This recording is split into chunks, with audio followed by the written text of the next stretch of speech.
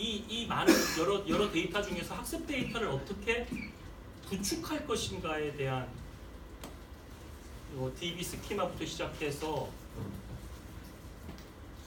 이거를 잘 해놔야지 여러분들이 처음에 초기에 AI에 대한 러닝을 무난하게 시작할 수 있어요. 저도 사실은 그냥 좋은 알고리즘 가지고 오고 텐서플로우 쓰고 최신 유행하는 기법 쓰고 뭐 깃허브 들어가서 좋은 거 라이브러리 있으면 좀 다운받아서 좀 건드려 보고 소스 약간만 코딩하면 되니까 그리고 뭐 임포트 시켜갖고 돌리면 되겠지 정도로 시작을 했거든요. 그런데 그게 실제 프랙티스한 필드에서는 안 먹히는 거예요. 그냥 연구실에서 재미삼아 하고 내가 그걸 논문 하나 쓰고 뭐 이런 거는 제가 가능하던데 그래서 처음에 그 작업이 굉장히 어려웠어요. 학습 데이터셋을 나만의 것을 갖는 것이. 그리고 이 데이터가 내가 딱 보고 이게 오버피팅을 나중에 이제 하게 되면 오버피팅의 문제가 생기니까 뭐 오버피팅을 내가 이 실험에서 정확도를 높여가지고 실제 우리가 보고자 하는 AI가 실제로 탐색하고 추론하고 예측해낼 AI의 실제 모수의 세계에 대한 정확도가 사실 떨어지는 건데 내 데이터 셋 안에서의 데이터를 위한 데이터를 내가 마사지를 한다고 하죠, 그죠? 이렇게 건드려 보고 이렇게 생각하고 하는 것이 사실은 뭐 약간 실패를 위한 뭔가 보여주는 걸로 그냥 그런 식으로도 할 수 있는데 진짜 자기 발전이 안 돼요. 그리고 제가 봤을 때 도메인에서 자기의 데이터셋 확보하는 거 그냥 데이터셋을 주는 걸 받으면 되죠라고 생각하잖아요. 근데 그걸 가지고 정말 내가 찾고자 하고 내가 디지털 마케팅이건 어떤 의사결정이건 이 도메인에서 우리 뭐 신한그룹이면 신한그룹이 가지고 있는 아주 특성화되어진 난 신한그룹의 우선순위가 뭔지를 잘 모를 거 아니에요, 그죠? 또 위에 분들이 오랜 경험으로 의사결정 내릴 때 사실은 요러요러한 포인트에 웨이트를 두고 있는데 저는 사실 그걸 모르고 그냥 일반적으로 뭐 금융이면 이러한 특성들이 중요하지 않겠어요 라고 하는 인사이트는 드릴 수 있겠지만 그죠? 실무자 입장에서는 사실은 그들이 가지고 있는 그런 경험치나 이런 성공 사례들이 편견이 아니라고 생각이 된다면 그러한 것들이 잘 반영되어 줄 수 있는 학습 모델링 그걸 기반한 데이터셋의 구축 그 데이터를 어떻게 확보해 나갈 것인가 그거 되게 중요해요. 그게 한 번만 딱 잘 되어 있으면 그 다음 그 데이터 가지고 내가 이제 데이터에 대한 자신이 있잖아요. 학습을 위한 데이터를 잘 만들었으니까 내가 정말 자기주도형 학습을 하겠다는데 여러분들은 되게 좋은 데이터예요. 죄송하지만 저는 시간 강사를 되게 오래 해봤어. 뭐 서울 시내 좋은 대학부터 시작해서 우리가 뭐 진짜 흔히 그냥 들어보지 못한 이런 데에 그냥 뭐 대학을 공부하는 데까지도 강의를 많이 해보면 학교마다 이제 사람의 특성의 차이가 있고 능력에 다 차이가 있지만 그래도 한 1, 2년 해보면 그 고유의 여기서는 요런 멘트나 여기서는 요런 식의 수업이 좀 어렵겠구나라는 게 좀 있거든요. 그게 이제 제 편견일지 모르겠으나 여러분들의 대상으로 했을 때 내가 자기 학습을 시킬 수 있는 굉장히 좋은 퀄리파이된 여러분들 데이터예요. 내가 이렇게 여러분들 믿고 아빠들이 추석 다 했습니다 믿고 뭐 토한다고 넘어가고 또 여러분들이 저한테 제가 동영상 뭐 보라고 이야기했을 때 그죠? 또 내가 어디 사이트에 들어가서 뭘 적어놓고 질문 던지고 답변 달아봐라 했을 때 이러한 것들에 대해서 여러분들이 어느 정도까지는 바빠서 못할 수는 있어도 언젠가는 다시 그거를 끄집어 불러서 한번 학습할 것이라는 생각을 하거든요. 그 타임의 문제지. 저는 그런 믿음이 있어요. 여러분들에 대해서. 근데 이런 데이터 설계자가 이런 믿음을 가지고 데이터를 이제 했을 때 그 믿음이 정말 사실은 그 믿음 자체가 오버피팅 될 수도 있는 거잖아. 그렇죠? 그 믿음 자체가. 그러니까 자기에 대한 자기 검증도 계속 해야 되는데 그래도 시작은 자기부터 시작하는 거예요. 내가 모델링을 하는 거고 처음에 내가 설계하는 거고 기본적으로 주는 데이터셋이 있죠. 근데 이 데이터셋을 가지고는 기본으로 갖기 때문에 다른 데도 갖고 있는 거예요. 그럼 이 데이터셋 말고 여기에 내가 어느 정도의 그 데이터셋을 하면 학습시킬 수 있는 볼륨의 문제가 또 있잖아요. 데이터셋을 확보할 때. 저는 가짜뉴스를 만들 때 가짜뉴스 데이터 만들기 되게 어려웠어요. 가짜뉴스를 어떻게 만들지? 실제 현상에서 가짜뉴스를 찾아서 크롤링해서 가짜뉴스의 학습 데이터를 만드는 게 쉽지가 않더라고요. 의외로 또 가짜뉴스를 찾기가 많이 있는데 이 가짜뉴스가 내가 풀려고 하는 미션, 태스크, 내가 받은 미션에 대해서 해결할 수 있는 가짜뉴스의 문제여야 되잖아요.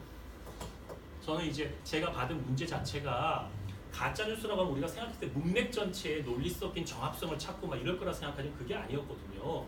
제목과 내용의 불일치, 내용 안에 내용의 불일치에 대한 정확도를 가지고 싸우는 거였어요. 그리고 ROC 값을 뽑아내야 되고 그 ROC 기준, ROC 커브를 기준으로 해서 한 수식의 값에 최적화시키는 걸 가지고 그거 다 오픈했으니까 그거 가지고 가장 잘 그거를 파이팅해서 이기는 사람에게 준다. 그리고 전문가들이 교수라거나 뭐 내가 뭐 MIT는 어디서 최고에서 공부했던 거 안에 이론이 빵빵하다고 해도 나서지 마. 너는 정성적 평가하지 마. 그냥 우리 배치 파일로 딱 돌려서 정확도에서 정확도가 높으면 1등 주겠어. 이런 시작이었거든요. 실제 그렇게 평가를 받았고. 응? 그럼 내가 이제 고민하는 거죠. 이 테스트를 위해서 딥러닝이 어떤 식으로 가야 될지. 그 데이터 학습 셋은 어떻게. 그것을 처음에 그 아주 심플한 건데 이 결론을 제가 얻기까지가 거의 한 1년이 걸리더라고요. 왜? 저도 뉴스 데이터를 모르니까. 자연어를 안다는 것과 뉴스 데이터의 특징은 틀려요. 제가 강의용 멘트가 틀리죠? 제가 누누이 얘기하죠? 뭐 제가 이렇게 강의용 멘트처럼 점잖은 사람이 아니다. 나는 굉장히 부족한 사람이다. 이걸 보고 나를 판단해서는 안 된다. 이건 그냥 강의하니까 내가 보여준 외향적인 모습이다. 더러 내가 내 친구랑 얘기할 때는 저도 굉장히 부끄러운 모습의 인격적 모습으로 살아가는 면도 있다. 그런데 강의에 줄 수 있는 어휘가 있을 테고 텔레마케터가 전화를 할 때 주로 쓰는 어휘가 있단 말이에요. 마찬가지로 기자들이 주로 쓰는 문장과 문법이 있고 어휘가 있어요. 똑같은 말인데도.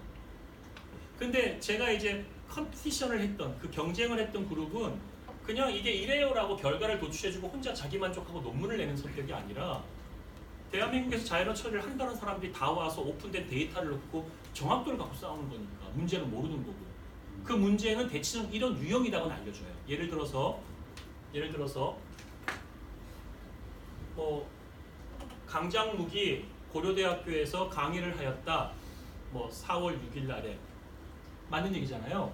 근데 강장묵이 고려대학교에서 강의를 하였다. 4월 6일 오후 11시에 시작하였다. 맞는 얘기잖아요. 근데 11시 30분에 시작하였다. 내가 지금 헷갈려서 물어봤거든요. 과대한테 아까 카톡으로. 11시 30분인가? 뭐 이러면서 제가 끝나는 시간은 정확히 아는데 순간 헷갈려가지고 이 11시 30분인가 11시인가가 참 거짓이란 말이에요. 별거 아니지만. 이거를 기계가 여러 개의 참과 거짓 섞여 있는 기사 속에 찾아가는 게 쉽지 않은데 이런 문제는 쉬워요. 이런 식의 유형의 문제가 나온다고 알려줘요. 그럼 이걸 가지고 이 문제를 해결해야 될 거 아니에요. 그럼 이 시간에 대한 문제니까 시간에 대한 것인데 시간이라고 표현하지는 않고 보통 뭐 오브젝트를 바꾼다는 치환시켰을 때 오브젝트가 정확도가 높은가의 문제로 표현할 수 있거든요. 그럼 이제 뉴스 기사에서 오브젝트를 갖고 장난치는 가짜 뉴스는 무엇인가 데이터셋을 어떻게 구하냐는 거지. 그 다음에 내가 강장묵이라는 사람이 고려대학교에서 몇 월 몇 시에 강의를 했는데 11시 30분, 11시가 중요하지 간에 그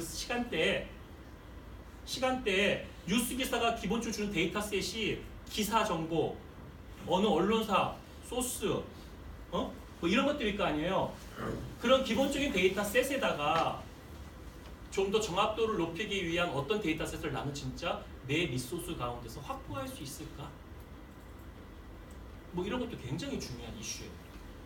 왜냐하면 제일 중요한 포인트, 제일 무조건 봐야 될 부분이 처음이 그래도 막 우리는 두렵죠. 막 이렇게 데이터보다도 뭔가 기술력이 있어서 좋은 알고리즘을 찾아야만 될 것 같고 막 이런 생각 많이 하는데 정말 데이터가 굉장히 중요한.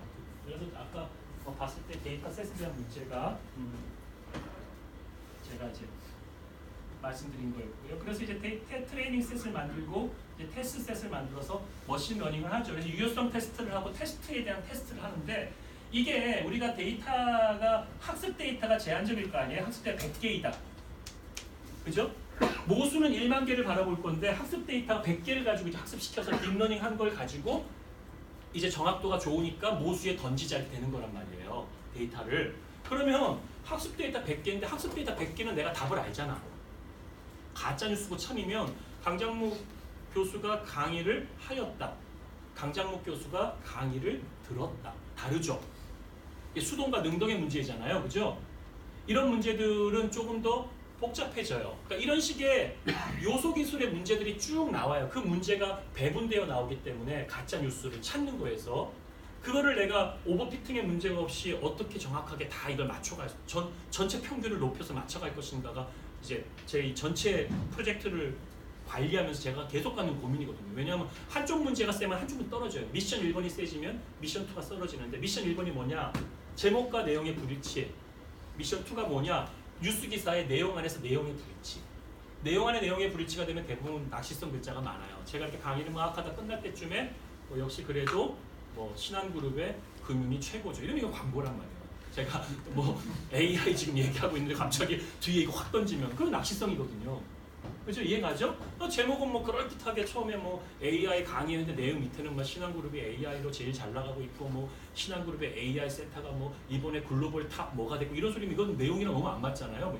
이런 식이거든요. 조금 더 힘든 문제는 그 경계가 가짜 같지 않은 가짜가 있어요.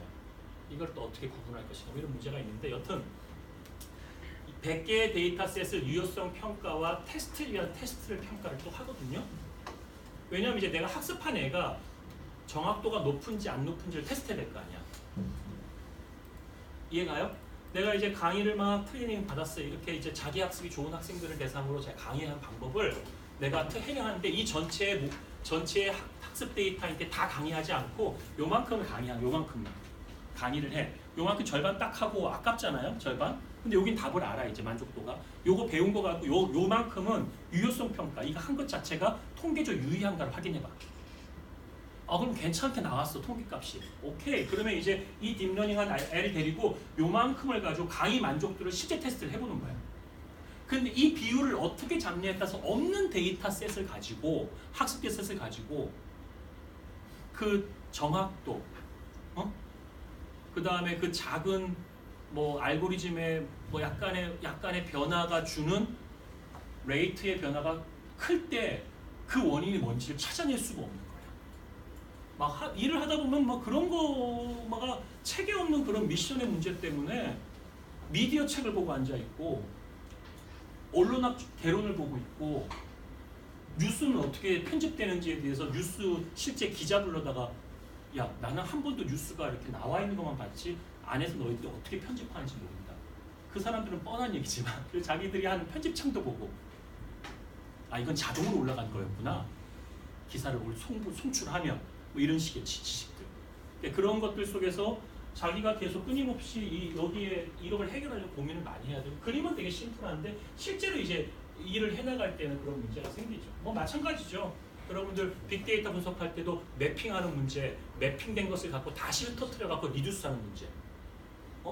물론 전처리할 때 주키퍼나 뭘 써가지고 얘들을 가지고 데이터들의 비정형 데이터들을 어떻게 기준점을 잘 맞춰 정렬시켜 준 다음에 우리는 그냥 맨 뒷끝단에 비주얼라이징 시키는 거 멋있는 것만 생각하잖아요. 그죠? 근데 저는 이제 알고리즘을 설계하고 계속 그런 거에 관심이 있다 보니까 자꾸 이제 이런 고민을 많이 하게 돼요. 그래서 요 얘기하면서 잠깐 프리딕트 이제 모델, 그래서 예측 모델에 대해서 이야기하는 것들을 보는데 데이터라는 게 반드시 그렇게 강조하는데요. 회사에 있는데 자기가 하는 일 시도하지 마세요. 데이터가 있는 회사에 가 있는 게 얼마나 감사한 줄 알아요? 정말이야. 제가 데이터를 조금 만져보고 자신감이 생기니까 데이터를 만지고 싶어요. 저 무슨 데이터를 만지고 싶어요? 범죄 데이터. 약간 내가 폭력성이 있나? 왜 그러지? 약간 내가 경찰이나 이런 걸 했었어야 됐나? 이상한 잘못된 삐뚤어진 정의감이 있나? 나쁜 경찰 하려고 그랬나? 이런 생각도 드는데 나는 범죄 데이터, 마이너리티 리포트 같은 거 하면 내가 AI 만들고 싶은 거야. 근데 내가 얼핏 쉬운 것 같은 거야. 얼핏 내가 데이터 해보니까 걔들 물론 걔네들이 이제 PDF를 안 주거나 RDF가 되지 않는 구조가 된 걸로 그냥 종이 프린트도 훅 주면은 다시 데이터를 만들어야 되는 황당한 일이 있겠지. 어떻게 줄지 모르지. 다 개인정보 보호라고 다 할 테니까. 난 접근할 방법이 없어. 저는 사실은 그런 거 하려고 잠입하고 싶어요. 한번 해보고 나면 내가 이런 또 노하우가 생길 거 아니야. 대한민국의 형사 뭐 정책 프로세스에 따라서는 프로파일링이 어떻게 되어져 있고 범죄자에 대해서 지문 정보는 어떠한 값으로 그 값이 볼륨이 어떻게 되어 있고 실제 우리 시스템이 어떠한 속도로 처리되고 있고 전국망이 어떻게 되고 있고 내가 접근할 수 있는 방법이 없잖아. 그냥 러프한 데이터 가지고 하긴 좀 싫고 이제 살아있는 데이터 만지고 싶고 그러니까 여러분들이 계신 곳에서 만약에 그런 미션을 가지고 있으면 되게 좋은 기회. 특히 지금처럼 데이터를 만지는 사람들이 막 이머징하고 있을 때 이제 막 이 분야가 막 뜨고 있을 때 저같이 사실 데이터 쪽도 아니었고 정보 보호하던 사람이 갑자기 나타나도 파이썬을 이용해서 많이 부족해도 아직은 시장이 열려가고 있고 사람이 필요하고 이런 게 있을 때 나에게도 데이터를 만져볼 수 있는 기회가 생긴다니까요. 되게 좋은 거예요. 여러분 계실 때 여기 안에서만 볼 수 있는 데이터에 관심을 욕심을 많이 내보세요. 그런 걸 좀 건들려고 하는 생각을 많이 하면 되게 좋을 것 같아요. 제가 한 250만 건의 뉴스 기사를 만져보니까 말할 수 없는 그 뿌듯한 자신감이 있는 거예요. 근거 없는 자신감. 조금은 근거 없을 수 있잖아, 그죠? 조금은 근거 없을 수 있지 뭐. 얼마나 뭐 우리나라에 솔직히 말해서 엔지니어적으로 훌륭한 사람이 얼마나 많아요, 사실. 분명히 인정을 하는데 그럼에도 불구하고 그래도 전에는 데이터조차도 만져보지 못하고 그냥 이론에 대해서 그냥 이빨로 얘기하고 죄송하지만 파이썬 함수나 얘기해주고 이렇게 잡는 거야 뭐 이런 얘기나 하고 말았는데 내가 현장에서 디테일하게 밤을 새워서 만져봤던 경험이 있다는 것 자체의 그 체험이 되게 저를 뿌듯하게 하더라고요. 그래서 여러분들도 아마 그런 경험들을 좀 다 했으면 좋겠다 싶고요. 이게 수업 시간에 할 얘기는 좀 아닌 것 같아서 이건 짧게만 소개하고 말게요. 제가 사실은 빅데이터 센터 사업을 지금 준비하고 있어요. 이 센터 사업 자체는 뭐 사업 자체가 갖고 있는 뭐 수익이나 뭐 액수나 이렇게 크지 않아요. 플랫폼 사업은 한 560억 정도 돼서 한 56억 정도 하는데 센터 사업은 몇 억 안 해요. 그래서 쓸 것도 없고 힘이 드는데 제가 이제 미디어 쪽에 가짜 뉴스를 했기 때문에 미디어 쪽의 데이터를 가져다가 가공해서 분석해서 파는 곳에 센터를 오퍼레이팅 하고 싶은 거예요. 저희 학교에서. 사실은 제가 지금 하는 과제도 있고 해서 뭘 새로운 과제를 하고 싶지 않았는데 이렇게 제 레퍼런스가 최근에 있다 보니까 제안이 좀 같이 했으면 좋겠다 제안도 좀 들어온 것도 있었고 해서 이제 시작을 했는데 이 사업의 특징이 좀 플랫폼 사업자와 결합된 형태로 좀 지원해야 되는데 제가 플랫폼 사업자들이 또 저를 모르니까 저를 초대해주지 않잖아요. 예? 사실 신한그룹이 여기에 플랫폼 사업자라면 여러분들은 저를 아니까 한번 저에 대해서 믿어주시고 한번 센터로 와보라고 하면 나는 고맙습니다 하고 이렇게 제자들을 보는구나 인생이 좋다 이러면서 할 수 있는데 대부분 그렇지 않잖아요. 이런 만나서 내가 무슨 어디에 컴피티션 나가서 챌린저에서 했다는 말을 괜히 잘못 얘기하면 빈정상해하고 삐지고 잘난 체한다고 실수할 수 있으니까 말하기 힘들고 했는데 지금 현재는 이제 의료 미디어, 의료의 가짜 의료 정보 그리고 이제 미디어 매체 채널에 대한 것들에 대해서 굉장히 큰 데이터를 가지고 있는 그러니까 뉴스 쪽의 데이터, 저작권의 문제가 해결된 이제 곧과 같이 빅데이터 분석 처리에 대한 새로운 사업 모델링 그리고 이제 센터 사업을 제가 이제 사업 제안서를 쓰려고 내일 써요. 내일서부터 시작하는데 이 미디어 하고 그다음 빅데이터 미디어 센터인데 의료, 헬스, 케어 약간 요런 키워드에 아이디어를 내고 프로젝트를 매니징해 줄 수 있는 사람이 좀 필요해요. 제가 이제 제 쪽에 참여로 제가 PM이긴 한데 전 참여가 아니고 주간에 이제 제가 PM을 좀 생각하고 있는데 혹시 주변에 회사를 옮겨서 글로 한 3년 한번 하는데 제안서 쓰고 좀 할 수 있으신 분이 있으면 추천해 주시면 좋겠다고 해서 짧게 제가 좀 다급한 거라 부탁을 드렸어요. 그래서 요거 나중에 이렇게 제안서가 지금 저 파리에이트 드렸으니까 이런 사업이다라는 거는 나중에 이렇게 한번 관심 있는 사람 달라고 해서 읽어보시면 돼요. 읽어보시면 이런 거구나 해서 지금 준비를 하고 있으니까 한번 보셔서 시간이 없어요. 다음 주에 제안서를 내는데 제가 이제서야 세팅이 돼서 들어가는 입장이어서 오늘도 사실 좀 고민 많이 하고 있어요. 지금 이걸 해야 되나 말아야 되나. 근데 이제 사람 사는 일이라는 게 준비되어져 있는 것도 있지만 의외로 보면 또 뜻밖의 되게 초치기를 하는 경우도 많잖아요. 네, 그런 게 좀 있어서 그냥 그런 가운데서 감사하게 생각하고 해볼까 이런 마음을 좀 하고 있는데 여튼 좀 저는 요즘에 책임을 좀 안 하려고 하는데 다행스럽게 이 과제는 제가 이제 책임을 안 하게 돼서 이제 참여로만 들어가 있는 기분이 좀 좋아요. 근데 전체 책임 PM을 할 사람을 찾고 있어요. 여튼 지난주에 거 강의 내용 잠깐 부족한 부분 했고 제가 이번 주 강의 교환 준비한 지난주에 강의에서 제가 얘기하려고 했던 부분들을 뒤에 붙여놨거든요. 그래서 제가 그냥 이번 주 강의로 다시 들어갈게요. 4월 6일 날 강의 노트 보시면 첫 장은 이제 우리 강의의 트레이드 마크가 됐죠. 그죠? 여러분들이 다 이렇게 포스트에서 붙여놓으신 내용들에 대해서 보고 있고요. 이제 오늘 좀 여기 제가 동그라미 쳐놓았던 ROI에 대해서 잠깐 조금 더 심도 있게 얘기할 거예요. 그래서 마케터의 새로운 역할, 프레임워크, 디지털적인 성공을 위한 것들 이런 것들 얘기할 거고요. 다음 주에는 컨텐츠 기획 모델, 디지털 전략 측정 이런 것들인데 잠깐 보면서 다음 주에도 제가 틈날 때마다 조금씩 AI든 빅데이터든 이런 얘기를 조금씩 이렇게 해 나갈 건데 제가 그래도 제일 필드에서 가장 지금 현재 재미나게 하고 있는 건 자연어 처리 쪽인 거고 이미지 처리 쪽은 많이 약해요. 근데 이제 다음 주 월요일 날에 제가 했던 챌린저가 이제 후배들이 챌린저를 하는 과정에서 제가 만든 자연어 기반의 가짜 뉴스를 찾아서 정확도를 추측해 주는 거를 시연회를 하기로 했어요. 다음 주 아마 화요일이나 목요일 한 200여 명 정도가 AI 컴피티션을 지금 과기정통부에 또 하고 있는데 그 챌린저에 도전하는 엔지니어들이 이제 컨퍼런스 같은 거에 참여하고 제가 한 부스 전시장에 와서 저희한테 묻고 데모 보여주고 설명해주고 제가 1회에서 이제 챌린징을 해서 수상을 했는데 이제 지금 2회가 끝났거든요. 2회가 이제 이미지 쪽이 끝났고 이제 3회가 아마 하는데 아마 3회 팀 때문에 아마 하는 것 같아요. 그래서 그런 거 이야기하면서 또 설명을 좀 더 하고요. 내가 이제 여러분들이 주신 거 매일 이렇게 듣고 이번 주는 뭘 할까 하고 좀 봐요. 근데 나름대로는 구조적으로 체계적으로 좀 올리려고 하는데 그게 잘 정리는 안 돼요. 그래서 그냥 조금 약간 랜덤한 느낌이 있습니다. 이게 이제 뽑는 게 처음에는 좀 이런 걸로 좀 이렇게 감성적으로 쓰신 분 글도 좀 분류 이 사람은 디지털을 도구적으로 쓰신 분 분류 이렇게 했는데 좀 잘 안 돼요. 하여튼 오늘 여러분이 쓴 거 우리 한번 다 같이 읽어볼까? 이분이 쓰신 거 디지털 마케팅은 자 시작.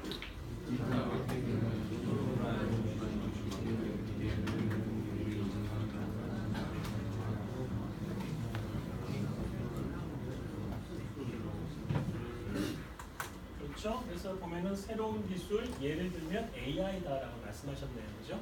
도구로서. 그래서 우리 선생님은 이제 마케팅의 새로운 채널을 결합하는 부분인데 그 채널이라는 것은 이 선생님이 이해하셨을 때는 고객이 접촉 가능한 채널이다. 그러니까 우리가 통상적으로 채널이라고 이야기하면 공중파냐, 라디오냐, 또는 우리가 오프라인 광고도 굉장히 크잖아요, 그죠? 그러니까 5개 광고냐,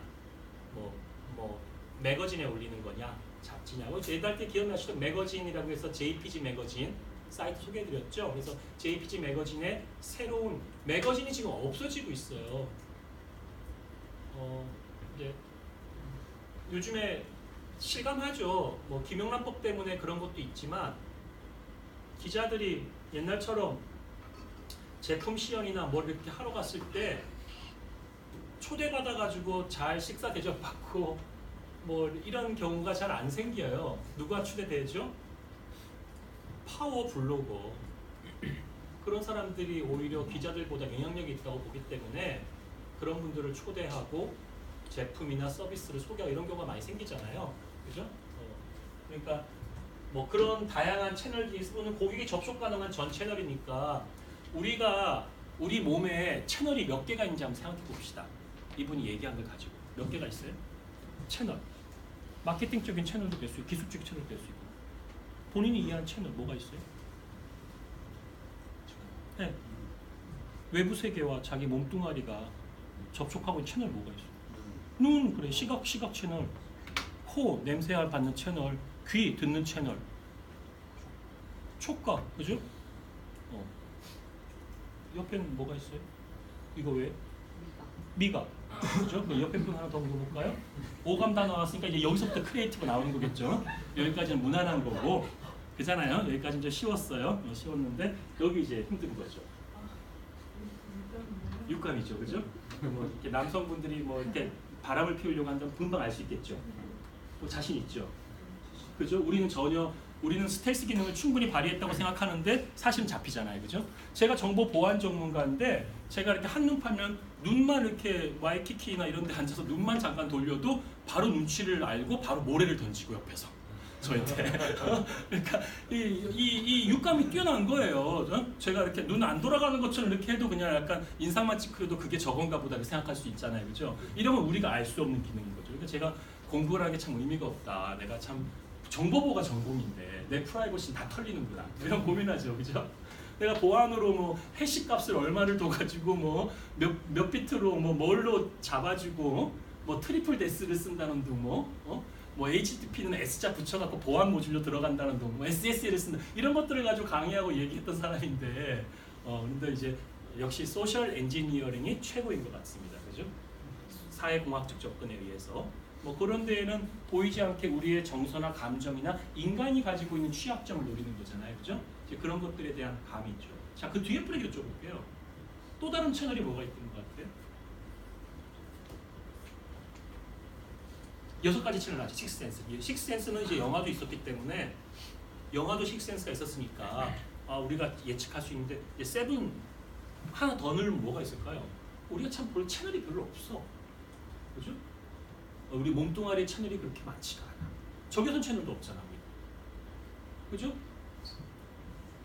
적외선 채널도 없잖아요, 그죠? 얼마나 안타까워. 적외선은 우리 세상을 얼마나 재밌겠어요, 그죠? 뭐 가시광선 채널밖에 없고, 주파수 대역 때도 제한적이고, 뭐가 있을까요? 가슴. 네? 가슴. 가슴으로 이제 사람이 가슴으로 마음을, 그러니까 우리가 두 개가 있다고 하잖아요. 머리가 있고 가슴이 있는데 머리로 뭐 하는 게 있고 플러스 가슴으로 이제 여기서부터 헷갈리기 시작해요. 식스센스랑 좀 겹치는 것 같죠? 약간 느낌이 경계가 모호해져요. 그 옆에 분한 여쭤볼게요. 네, 질문 안 할 줄 알았지. 더 이상 그죠? 그렇지만 이제 또 이렇지 않죠. 어떤 센스가 듭니까? 약간 느낌이 약간 내가 질문 될지도 모른다고 서늘한 느낌이 순간 들지 않았어요? 서늘한 느낌이 좀 그런 게 좀 있지 않았어요? 네, 또 다른 거 새로운 거 내가 얘기해 주잖아.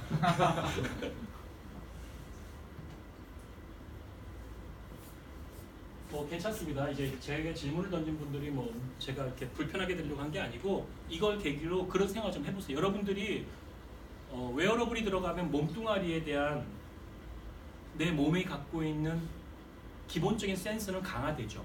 그래서 우리가 증강현실이라고 그러잖아.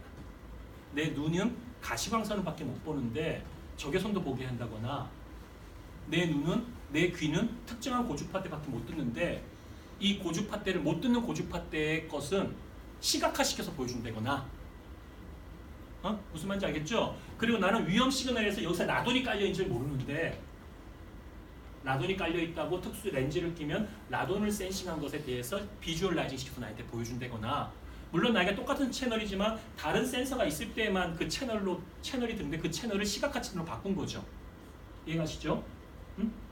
그잖아요. 그런 식의 것들이 우리가 계속 생각할 수 있겠죠. 그리고 이제 웨어러블이 들어가면 디바이스가 붙으니까 디바이스가 자체가 또 센싱을 할 거 아니에요. 또 디바이스가 채널을 가질 거야. 디바이스가 이제 네트워크 채널을 가질 거고, 그죠? 0과 1로 주고받을 네트워크 채널이 있을 거고, 뭐 그게 가시관 통신이든 블루투스든, 그죠? 지급이든, 뭐 뭐든 간에 분명히 그 채널을 갖고 그 채널을 통해서 그게 우리가 가지고 있는 금융이라고 하는 도메인의 어떤 의미로 재해석될 수 있을지 진짜로 그 로우 값을 가지고, 그죠? 그다음 내가 땀을 흘린다든지 내가 뭔가를 본다든지 냄새를 맡는다는 것이 우리가 생각하고 있는 신한 그룹이 갖고 있는 비즈니스 어떤 접점에 어떤 의미를 가질 수 있는지 그 의미가 있으면 채널은 그 의미를 중심으로 채널을 연결할 수 있는 거죠. 우리는 소셜 네트워크 채널도 갖고 있잖아요, 사실은. 제가 아까 몸뚱아리라고 얘기해 소셜 네트워크 채널 얘기 안 한 거지. 우리가 트위터 계정을 가지고 있고 페이스북 계정을 가지고 있고, 내가 페이스북 여기 오면 내가 아는 친구들이 여기에 있다라고 요즘에는 위치를 알려주잖아. 그러면 순간 이런 마음이 들죠. 얘랑 번개를 할까? 그죠? 얘랑 그냥 여기 근처에 있다는데 커피를 한 잔 마실까? 오히려 반갑기도 하네? 뭐 이런 생각도 할 수 있는 거잖아요. 그죠? 옛날 때는 그냥 내가 주소록이나 명함록을 보고 얘가 이 직장에 근무하니까 직장 근처에 왔으니까 있겠지였는데 지금은 페이스북이 플레이스북처럼 위치를 기반으로 올리니까 그 위치가 된 사람들에 대한 인포가 우리가 공유되는 그런 채널이 생기잖아요. 이게 소설 관계망의 채널이죠. 근데 제가 이제 아까 얘기했던 몸뚱아리니까 그 답은 안 나오는 게 당연한 거지만 이제 논리적으로 그런 서비스가 부차되면서 우리에게 새로운 채널들이 하나씩 사회 관계망의 채널이라든지 이런 게 열리는 거 아닙니까? 그죠? 그런 새로운 채널들과 관계망은 계속 끊임없이 계속 던지는 질문이에요. 마케팅적으로 어떻게 쓸 수 있는 건가? 어떤 소고점을 높일 수 있는 건가? 그죠? 이제 그런 고민들을 계속 해야 되겠다는 생각을 여기 쓰신 분의 의도가 다를 수가 있겠지만 제가 그렇게 해석하고 좀 이렇게 길게 설명을 해드렸어요.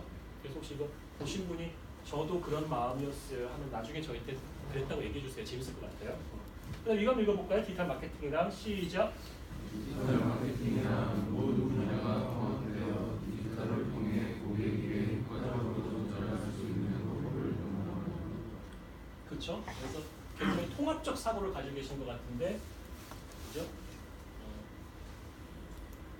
정말 디지털 마케팅이 그때 제가 그 포토 교수가 얘기했던 가치 사슬, 밸류 체인이라고 하는 그 경영학적으로 굉장히 중요한 그 키워드를 가지고 로지스틱이나 생산, 여러 가지 관리나 전체의 비즈니스 전부를 아우르면서 통합적이고 뭐 그런 그뿐만 아니라 뭐 여러 가지 분야, 마케팅을 중심으로 한 여러 가지 해당 분야들까지 통합해 보인다는 생각하신 것 같아요. 요거 한번 볼까요? 수요자의 요거 볼까요? 시작.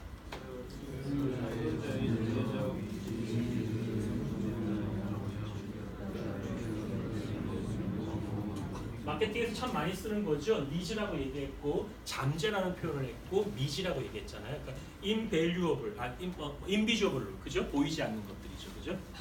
그래서 우리가 뭐 비저블한 게 아니라 보이지 않는 것들, 전에 찾지 못했던 것들, 전에 중요하게 생각하지 못했던 것들을 어떤 도구로 발견하고 그래서 이제 니즈를 아니까 그 니즈에 맞는 제품이나 서비스를 제공해서 기업의 매출을 늘리겠다라고 하는 아주 막 디지털 마케팅에 대한 자기 자신의 이해로 쓰면 훌륭하죠, 그죠? 훌륭한 것 같아요. 거기 이제 밑줄 걷는데 이제 최신 기술을 하면 마케팅 활용으로 사료 분석을 통한 현장 적용이라서 제가 사실은 오늘 지난주에 했던 내용이 들어가서 좀 못 넣었어요. 에어비앤비라든지 우버라든지 그랩이라든지 이런 곳에서 새로운 디바이스를 이용한 디지털 마케팅, 이제 그로브 전략 이런 것들을 설명해 주려고 했는데 오늘은 그 전에 그냥 이론 설명만 하고 제가 뒷단에 개인정보 관련된 얘기 좀 하고 그렇게 정리가 되어져서 못했는데 나중에 이 부분의 내용은 제가 다음 주든 다다음 주 사례를 꼭 넣어서 설명을 좀 해드릴게요.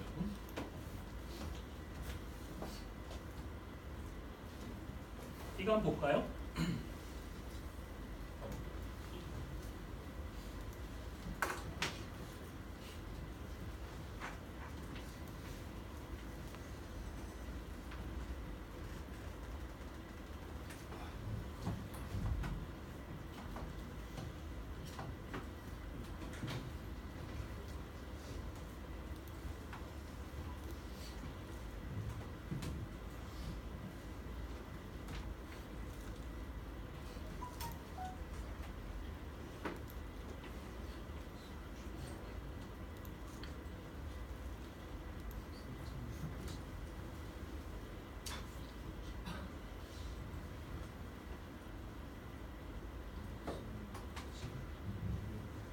For a century, consumers' media consumption was dominated by offline media. Today, more than half of all the media we consume comes through digital channels. Reaching consumers through digital channels offers several advantages over traditional offline marketing. First, firms' ability to target specific consumers has increased greatly. For example, an online retailer can decide to advertise only to those consumers that have visited its online store.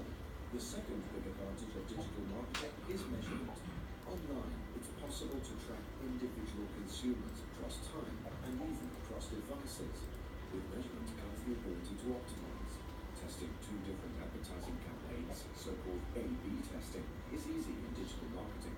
yet many firms struggle to embrace it. Why? One inhibitor for digital marketing acceptance is novelty. Digital marketing instruments are still in the flux and come and go quickly. Moreover, understanding and integrating the various digital marketing instruments is not an easy task. Surefire ways for using them don't exist, yet which potentially exposes advertisers to risk of failure. The most important challenge, however, is mindset. For 50 years, marketing executives based their decisions on intuition, experience, and gut feelings. Today, marketing executives need analytical skills, at least as much as they need intuition, for a successful digital marketing campaign.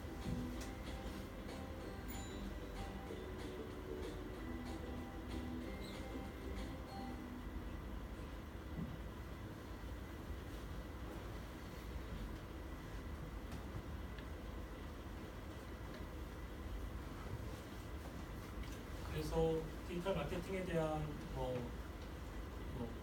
짧지만 재미있게 설명한 내용을 잘 잡았고요.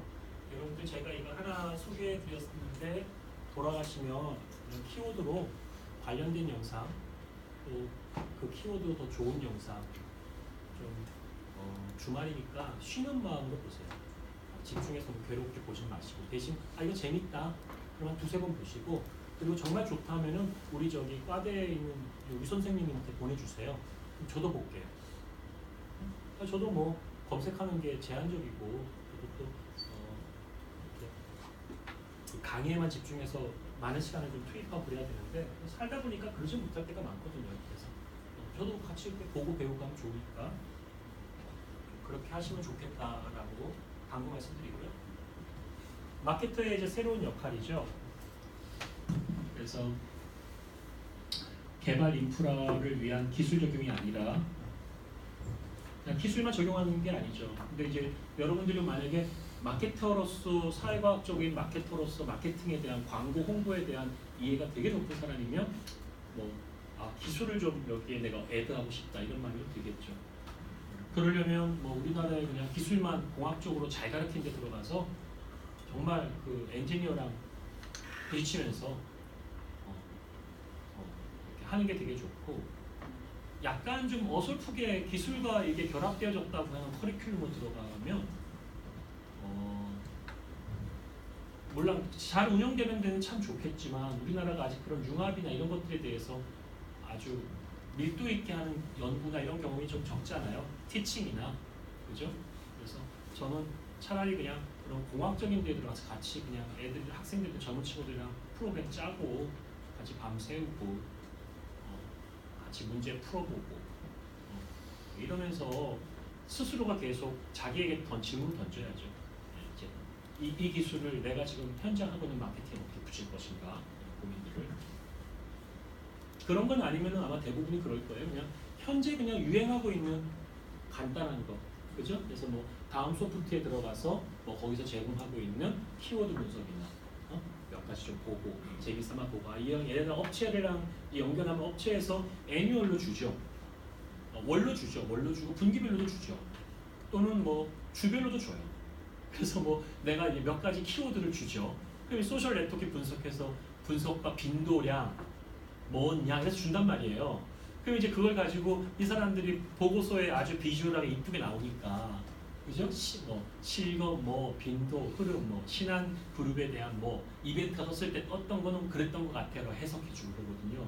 근데 막상 그걸 딱 보면 그 데이터를 가지고 정말 기업의 플러스 알파가 크게 될 수 있는 인사이트를 이렇게 내는 경우가 별로 없고, 윗선에 그냥 이렇게 이런 흐름이 있습니다라고 전반적으로 하는 걸로 많이 정리가 되더라고요.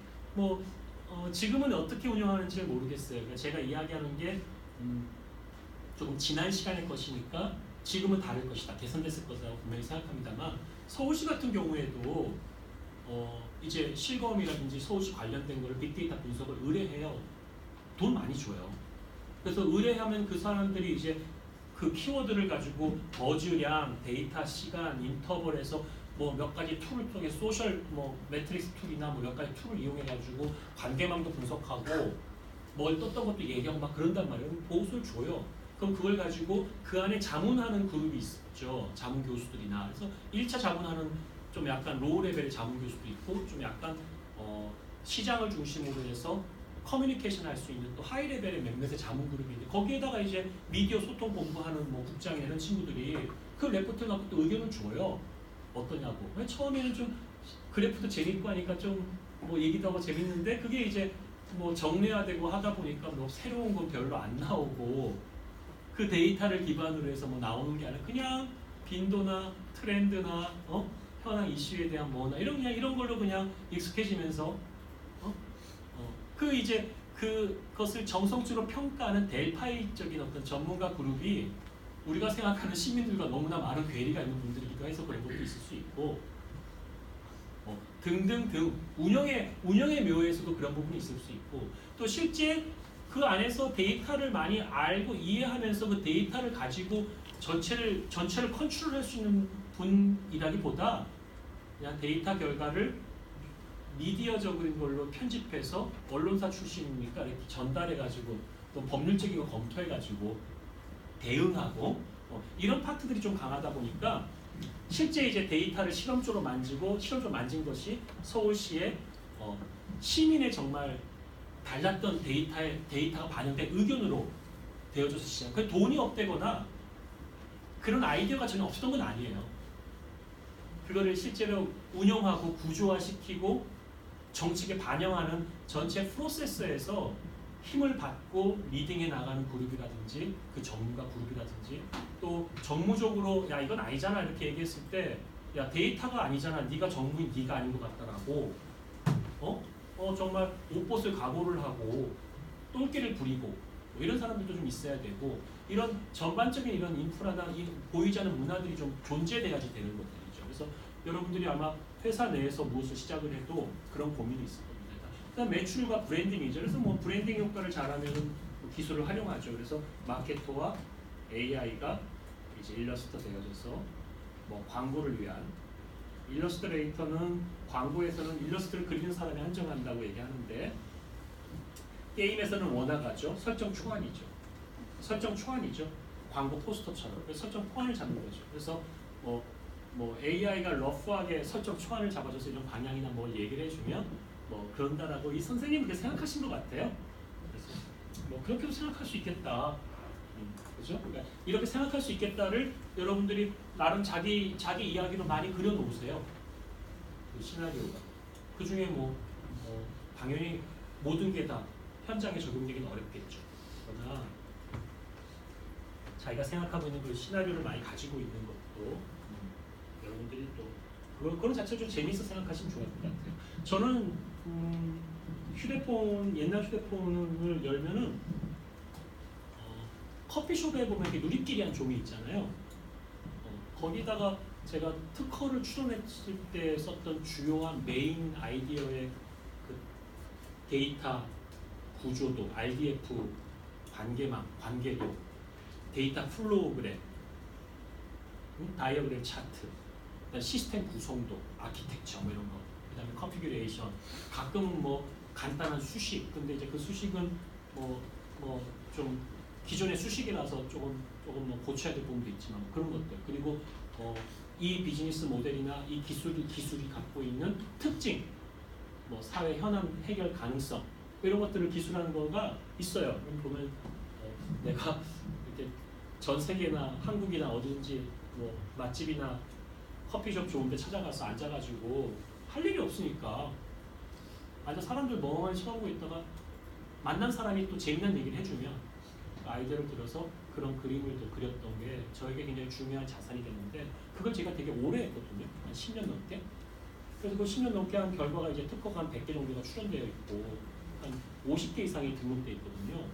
뭐 특허 등록 거기 들어가서 제 이름 검색하면 쭉 나오니까 거절도 많이 당했어요. 근데 이제 그걸 하면서 그게 처음에는 그냥 혼자 그냥 삐적삐적거린 건데 습관이 되다 보니까 그게 저의 좀 좋은 트레이드 마크가 되고 제 경쟁력이 되고 또 오래 하다 보니까 그게 저의 어떤 좀 체득된 난리지가 되고 되게 좋은 장점이 있더라고요. 그래서 그런 취미 하나씩 가지시기를 제가 정말 권해드려요. 생산적인 취미를 갖는 건 되게 좋아요. 뭔가를 크리에이티브하게 만드는 취미죠. 그래서 마케터들이 제품 서비스에 개입하는 방향은 개발 단계에 개입할 수 있다. 그렇죠? 광고, 콘텐츠, 그렇죠? 뭐 당연하죠. 개발 주체가 되기도 하죠. 제품 개발을 주체하기도 하죠. 우리가 요즘에는 뭐 클라우드 펀딩 같은 거, 클라우드 설계라든지 이런 걸 통해 가지고 시민이 참여해서 처음부터 제품을 만들고, 어떤 거는 시민이 구매하겠다는 의사를 10,000개를 올리면 실제 구매해주고, 실제 개발해주고, 그죠? 뭐 이런 식의 방법의 마케팅적 방법을 쓰잖아요, 그죠? 여러분들 그래서 뭐 금융권에서도 뭐에 대한 뭐 보험이든 뭐 적금이든 투자든 뭐 얼마가 딱 되면 그 다음에 이제 실제 실행에 들어가고 그걸 홍보해 놓은 상태에서 그래서 여기서 의사결정을 해서 돈을 투입하는 게 아니라 그 내용을 읽은 시민들이 참여를 조금씩 해서 하는 방식. 그렇죠. 데이터 기반으로 이제 뭐 여러 가지 뭐 풍속이라든지 바람의 바람이 꺾이는 분전의 각도라든지 심지어는 태양광이면 태양광이 365의 주기에서 또 회전하는 방향이라든지 우리나라 좀 최근에 미세먼지가 꼈기 때문에 최양의 흡수율이 떨어질 테니까 미세먼지가 오는 날 비율 대비 뭐라든지 이런 것들은 사실은 태양광에 더 많은 전력을 얻기 위해서 태양을 따라서 얘가 움직이기까지 하잖아요. 패널이 움직이거든요. 움직이기까지 할 때 아직은 반영되지 않은 미세먼지에 대한 것은 반영되지 않은 값이 있을 거예요, 그렇죠? 이런 것들이라든지. 그리고 태양광이 기상일보 중에서 많이 파손도 많이 돼요. 이렇게 바람이라든지 기상재해에 의해서 그런 것들이 이머징이 되었을 때 스스로가 좀 자기를 보호하는 개폐 장치라든지 얼핏 제가 생각해봐도 그러한 데이터는 이미 공공에 알려진 데이터란 말이에요. 미세먼지에 대한 데이터는, 그죠? 그 미세먼지의 데이터도 여러 나와 있잖아요. 그걸 가져다가 이제 그렇게 한다든지. 또 미세먼지를 생각해 봅시다. 우리가 체감하는 미세먼지 틀리잖아요. 저는 정말 못 살겠어요. 거짓말이야. 내가 그렇게 청정지에 사는 인간도 아닌데 저는 이 차가 없기 때문에 미세먼지를 더 많이 느껴요. 차가 없으니까 여기서 고대도 안암역에서 내려서 오르막을 올라오잖아요. 요 거리가 있잖아요. 5분은 걸어오거든요. 또 돌아가잖아요. 그죠? 또 제가 집에서 지하철역까지 들어가거나 버스를 기다리고 있을 때 미세먼지 정말 죽겠더라고요. 버스는. 버스 자체가 왔을 때 내뿜는 그런 것도 있는 데다가 미세먼지가 있고 가끔 버스를 내가 이제 네이버를 이렇게 이런 거에서 버스 오는 시간 확인하고 내려가서 기다려가야 되는데 또 제가 그렇게 디지털적이지 못해요. 그냥 귀찮으니까 그냥 훅 하고 나가고 싶으면 나가서 서 있는 거야. 얼마 전에 또 인터뷰를 하나 했었는데 이렇게 마스크를 이렇게 차고 있는데 우리 요즘에 얼굴 인식하거나 이제 이런 거잖아요. 그러니까 이제 아이폰 같은 경우는 오직 고가 사양은 얼굴 인식을 해야지만 마스크를 먼저 벗어야 돼요. 조금 지문 인식이 아니야 디폴트가. 근데 초이스도 없어 고가 사양. 이제 이래가지고 그것이 갖고 있는 문제에 대해서 며칠 전에 제가 이제 급하다고 이제 서면으로 좀 인터뷰해달라고 해서 아는 사람이라서 이제 의견을 줬는데 이런 식의 미세먼지에 대해서 저는 되게 예민하게 생각하는 게 많아요. 그래서 사실은 내가 느끼는 미세먼지가 중요하다는 거지 나는. 나 코 막혔다, 목 나갔다, 눈이 따갑더라 오늘은. 이런 것들을 그러면 이제 POI 값으로 위치 값 위에다가 얹어버리면 어떨까? 이런 생각을 해보는 거예요. 거기에 그냥 미세먼지 뭘 팔려고 하는 것이 아니라 그 사람들의 마음을 좀 위로해주는 미세먼지에 돼지고기 좋다고 돼지고기 팔고 이런 게 아니라 또 다른 프로모션을 붙이든지 또 미세먼지에 대한 측정에 대한 기준도 세계 기준과 지금 우리가 언론에서 좀 이렇게 부드럽게 소개해주는 기준도 틀릴 거 아니에요, 그죠? 이런 것들. 미세먼지가 날씨가 춥거나 바람 불면 없어서 얼마 전에 바람 부는 날에 경의선길이 예쁘게 꾸며져서 공동역에서 제가 이제 어디 홍대 쪽에 무슨 동 있잖아요, 연남동 거기까지 멀더라고요. 근데 바람 부는 날에 그냥 걸어갔어요. 좀 춥게. 그래서 왔다 갔더니 완전히 이제 미세먼지는 안 마셨는데 감기 걸리더라고요. 아무튼 그런 것들이 이제 우리에게 좀 생각할 수 있는 문제죠. 그래서 제가 여러분들이랑 최근에 이제 나와 있는 기술 관련되어지는 새로운 마케팅 키워드 중에 여러분 아마 다 아실 것 같은데 그로스 해킹, 그로스 마케팅 들어보셨죠? 처음이다. 손 들어볼까요? 그래요. 좋습니다. 같이 한번 그럼 이번 기회에 같이 보도록 하죠. 책에 나와 소개되는 거예요. 책에 나와서 상당히 괜찮은 것 같아요. 그래서 마케팅의 시작이 제품과 서비스라는 건데 데이터를 분석을 두고 객관적으로 서비스의 모든 과정을 분석하는 거죠. 약간 비즈니스 프로세스 리엔진 같지 않아요? BPR. 업무를 워크플로우로 쪼개고 워크플로우로 쪼갠 것들을 갖고 업무 모듈화 시켜가지고 상담하고 얘기해서 비즈니스 컨설팅 할 때 옛날 때 막 아더 앤더슨이나 이런 애들 많이 했단 말이에요. 90년대 BPR 같은 거. BPR을 하다가 이제 그게 나중에 ERP라고 엔터프라이즈 리소스 플레이로 넘어가요. 기업의 전체적 자원관리. 왜 기업은 이제 숲 전체에서 전체의 밸류가 파이팅을 하는 거예요. 집단으로 우리가 돈을 벌기 위해서 집단으로 싸우는 거니까 개인의 역량보다 그룹이 조직화되어지고 얼마나 효율적이냐가 승패를 좌우한다는 거잖아요. 그죠? 오케이. 그런데 이 그로스 해킹이라는 거는 해킹이니까 데이터를 기반으로 다 그냥 다시 재배치해봐. 모든 과정을 다시 분석해봐. 이런 이제 좀 공격적인, 그죠? 아주 뭔가 좀 진보적, 공격적, 그죠? 레디칼한, 정치학에서 얘기한 레디칼한 그런 이제 어프로치죠. 그래서 인사이트는 분석을 통해서 서비스를 개선하고 그게 마케팅 효과를 줄 것이라는 거죠. 그래서 그 예를 이제 아마 케이스 바이로 이 자기가 그런 이론을 가져온 것 같아요. 근데 이제 이런 건 약간 유행 따라서 있는 거니까 10년 뒤에 존재할지 안 존재할지 우리 한번 고민해 봅시다. 지켜보면서. 일단은 지난 시간에 여러분들 제가 링크라고 소개해준 책이 있죠. 그 책은 지금 10년 지나서도 생존하고 있는 이론이고 자리를 잡았어요. 그 책은 베스트 바이블이니까 보시고 그 책에 좋은 게 주석이 많아요. 주석이 많아요. 근데 우리가 무슨 공부를 하건 이렇게 저는 아카데믹 필드에 있으니까 좀 이런 얘기를 하는데 여러분들 아마 이런 게 좀 현장에서는 좀 언제 그걸 다 읽어봐 이렇게 생각할 수 있는데 아카데믹에서는 AI라고 하면은 30년, 40년 전에 AI에 대해서 질문을 던지고 썼던 논문을 읽어보지 않고 AI를 얘기하는 것 자체가 굉장히 무례한 약간 우리 학자들 입장에서는 그거 알지 말고 넘어가는데 모른다는 느낌이 든다는 게 되게 정통성이 없어 보이고 우리는 이제 여러 선배들이 공부하셨던 그 거대한 학습한 거인들의 어깨 위에 앉아서 세상에 조금 지식을 보태고 본다라고 하는 조금 겸손한 생각들을 많이 가지게 되거든요. 이게 공부하는 사람들의 첫 마음이 여러분 얘기하는 거예요. 그 책에 보면 나와 있는 주석이 되게 좋은 논문들과 좋은 내용들이 많아요. 그게 지금 마케팅에도 상당 부분 응용될 수 있는 키워드들이 있어요. 웹 2.0 연관돼서 꼭 그거를 밑줄 치고 틈날 때마다 찾아서 좀 보세요.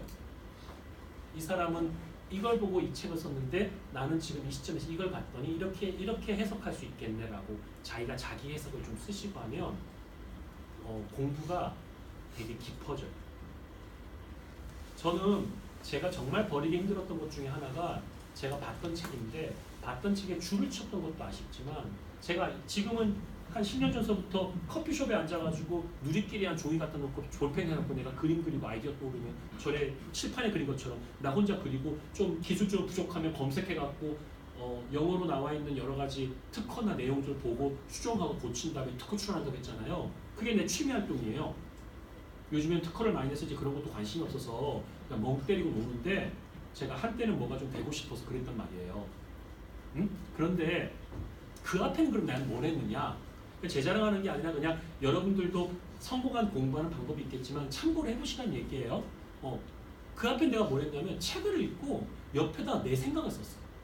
그 내가 이걸 왜 이런 방법을 썼냐면 내가 한 게 아니고 마르크 전이라고 하는 그 사람의 그보다 그 사람이 쓴 주석이 더 유명하단 말이에요. 자기가 읽으면서 쓴 주석이 있는데 그 주석이 더 유명해요. 그러니까 내가 책을 쓰면서 옆에 요만큼의 위가 남고 밑이 남잖아요. 종이책은. 이해가죠? 거기다가 이제 글을 쓰는 거예요. 내가. 저는 그걸 버리는 게 아까운 거예요. 제 삶에서. 근데 내가 이걸 버리면 학문을 버릴 수 있겠다는 생각이 들어요. 내가 이제 업계를 떠나려고 단단히 마음을 먹었거든요. 괜히 양치기 소년처럼 맨날 떠난다고 해도 못 떠났기 때문에 이제 이런 말 자체는 의미가 없는데 그 책을 기증을 해야 하는 게 바람직한데 기증을 하려니까 또 기증도 못할 것 같은 거예요. 내가 막 못 깨워서 결국은 어느 날 거의 내가 실신하는 미친 상태에서 우리 그때 이제 학생들한테 그런 걸 나르게 시키고 한 게 좀 잘못이었는데 내 방에 있는 조교 학생한테 시켜가지고 이제 힘들게 연구실에 쫙 쌓아놨던 책들을 다 갖다 버렸어요. 그리고 나서 이제 지금은 책이 없어요. 그 좋은 건 아니에요. 근데 여튼간에 저에게 굉장히 중요했던 기억이죠. 그게 제가 기반이 돼서 이런 특허를 냈었어요. 내려고 기획했었던 어떤 특허냐면 책을 읽어보면 우리가 밑줄 그는 게 다 틀리거든요.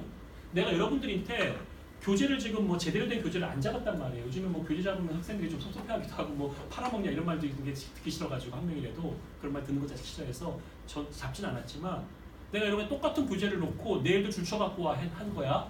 그리고 우리가 그 준 거를 가지고 비교해보고 토론해보자. 그거 내가 묻는 거야. 죄송합니다. 너 왜 그게 중요했어? 내가 아까 줄 쳤잖아, 여러분들 거. 그러면 이거를 처음에 썼던 사람은 나한테 네가 뭔데 내가 한 걸 썼어라고 줄 쳤어라고 얘기할 수 있어. 왠지 알아요? 저작권자는 그런 자부심을 가져야 돼. 저작권물은 자기의 인격권이야. 이건 내 몸의 분신이야. 김소월의 시에서 진달래꽃에서 나보기가 역겨워가 나보기가 아니꼬라고 쓰면 이건 굉장히 심각한 나 자신에 대한 모욕이라고. 우린 아날로그 시대에서 사람이라는 건 몸으로 사는 게 아니라고 우리가 교육받고 내 정신세계가 이원화되어져 있는 정신세계의 컨텐츠와 내 정신의 맥락이 훌륭하기 때문에 내가 매력적인 거지 내 외모가 수술을 해서 매력적이고 내가 운동을 해서 매력적이고 한 것들만을 가지고 우리가 모든 가치로 보진 않잖아요. 비록 우리가 자본주의 사회에 살고 있고 비주얼화된 어떤 그래픽한 세대에 살고 있고 하니까 우리가 중시 여기는 거지. 그렇기 때문에 그런 창작 활동을 하거나 뭐 황교안 시인의 아주 뭐 아름다운 시나 뭐 서정주 시인이든 어느 시든 그 사람들의 시가 있으면 그 시를 쓴 사람들은 그런 마음을 갖고 있단 말이에요. 고도에 응축되고 압축된 자기 세계가 있는데 그 세계를 망가뜨린 거야. 밑줄을 그음으로. 이제 그렇지 않은 컨텐츠는 조금 더 그 경계가 유연하긴 하죠. 그러나 글을 쓰는 사람들은 자기 컨텐츠에 그런 자부심을 가지고 있을 수 있어요. 저도 약간 그런 마음이 있어요. 주제 파악을 좀 못하고. 그래서 사람들과의 관계가 갈등 관계가 생길 수 있죠. 왜? 상대방들은 뭐 직위라든지 뭐 롤렉스 시계를 찾다든지 뭔가 보여지는 폼이어야 되는데 뭐 와이셔츠에 뭐 후드 달린 티 입고 들듯이 나타나가지고 귀걸이나 하고 뭐 이러면 그것도 일단 기분 나쁘잖아. 그죠? 그리고 이제 또 그래서 내가 일부러 나이를 막 있는 척 얘기하는데 또 죄송합니다. 뭐 그렇게 안 보이긴 하겠지만 그래도 나름대로 내가 어려 보인다고 생각하니까 어려 보이는 놈이 막 말투도 막 반말 비슷하게 그죠? 그럴 수 있잖아. 우리가 그런 게 중요한 거예요. 그래서 여러분들이랑 나랑 같이 책을 하나 가지고 이렇게 밑줄 긋잖아. 이걸 쓴 사람 여기 있을 거야. 그 사람이 나한테 던지는 거야. 교수님 이거 왜 책 줄 걷냐? 나 사실 이거를 비대면을 중시했어요. 비대면 중요하잖아. 페이스 투 페이스가 아니니까 디지털이니까. 그죠? 그런 걸 가지고 우리가 디베이트를 깊이 있게 한다면 지금까지의 거꾸로 학습은 어떤 식이었는지 알아요? 유튜브에 동영상 보고 40분 시청하고 그 주제 가지고 플립 러닝이에요. 응? 여기 와서 그 주제 가지고 다 보고 온 거야. 토론만 40분 하는 거야. 왜? 온갖의 지식은 인터넷에 다 있으니까. 선생님이 교과서 책 보여주고 줄치고 외우라고 하는 식의 공부 방법은 더 이상 이 사회에 경쟁력을 잃었으니까. 라는 게 우리가 그냥 입으로 이야기하는 얘기인 거고 실제 교육은 그렇게 안 하잖아. 여러분 애들을 집에 가서 그렇게 하면 선생님의 역량이 다 틀릴 거 아니야. 그렇게 얘기한 거를 10년 가까이 했는데 우리는 한 번도 그렇게 도전적으로 학교 교육 시스템을 해본 적은 없잖아. 내가 고등학교 때 학력고사를 본 거나 여러분들이 수능을 본 거나 뭐 뭐 그렇게 큰 차이가 있냐고 우리가. 내가 혼용고사를 봤으니까 내일 아이가 나와서 늙어 보이겠지. 그거밖에 없지. 똑같지 않아요? 국어 영어 수업. 그러니까 다시 얘기하는 거야. 얘기를 하는 거지만 실천하지는 못해. 잘 안 돼. 그러니까 우리가 역동성이 사라지고 힘든 건데 플랫 러닝이라는 거를 지금도 미국에서 그런 아이디어를 갖고 실험했단 말이에요. 초등학생을 중심으로 해서. 뭐 했던 거야. 좋더라는 거야. 왜? 무크 같은 거를 보니까 사람들이 열심히 잘 안 해. 우리 사람들이 온라인으로 교육하는 게 성과가 떨어지는 거야. 파자마 입고 자유롭게 하자고 했는데 파자마를 입는 순간부터 얘가 퍼져. 응? 강의 컨텐츠 개판인데 내가 옆에 지나가면서 막 질문 던지고 하면 내용은 없는데 그래도 뭔가 들은 것 같아. 오니까 벌써 쳐다보잖아. 긴장하잖아. 뭐 딴 거 한 사람 딴 것 잘 안 보고. 우리 사람이 그런 거야. 근데 이런 것들에 대해서 아카데믹하게 정리해서 사람들을 뭐라 할 수는 없지만 그런 게 있잖아. 그래서 플리러닝이 나왔는데 미국에서 나온 거예요. 거꾸로 학습. 검색해보세요. EBS도 나오고 막 유명한 얘기야. 동영상 보고 와서 이제 하는 거야. 그 여러분도 이제 신입사원 연수하거나 회사에 OJT를 하거나 뭘 할 때 그런 걸 도입해서 할 수 있겠지. 그럼 좀 다르게 한번 또 해보자. 플리러닝의 다른 방법. 그러면 같은 하나의 책이나 보고서를 보고 밑줄 긋고 주석 달고 와서 주석 갖고 싸우는 거야. 이거 무슨 단계예요? 이미 충분히 이해하고 자기화 시켰기 때문에 주석이 나오는 거지. 그잖아. 자기화를 시키지 않으면 주석을 쓰겠냐고. 거기다가 의미를 지가 어떻게 부여를 해. 하나의 이론을 던지면 이론을 많이 알지. 이론 무슨 의미가 있어? 알고리즘을 많이 알지. 무슨 의미가 있어?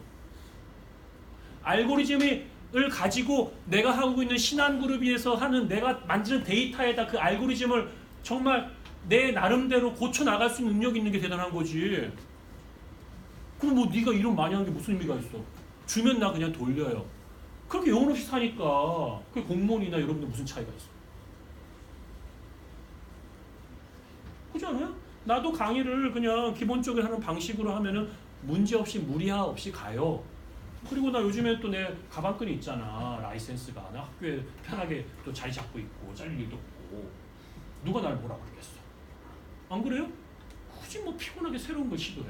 그럴 이유가 없단 말이에요. 다시 말씀드리는 겁니다. 책을 읽고 주석을 다는 것도 별거 아니지만 굉장히 중요한 거란 말이에요. 그걸 가지고 공부해도 굉장히 공부의 깊이가 틀려질 수 있어요. 한번 시험해보세요. 좋은 베스트 책을 골라야지. 그지? 그 선생님이 잡아주겠지. 그죠? 잡고 가위 잡고 다 읽고 와서 줄침 갖고 얘기하자. 몇 조까지. 줄은 5개 이상. 주석은 몇 줄 이상. 룰을 잡아야 되겠지? 그리고 이제 서로 비교해. 그럼 이거를 이제 그 다음에 어떻게 만들까? 디지털로 만들어야지. 그럼 이제 시스템 내가 그림을 지금 그리고 싶은데 그림을 내가 안 그릴게요. 그냥 딱 그림 나오잖아.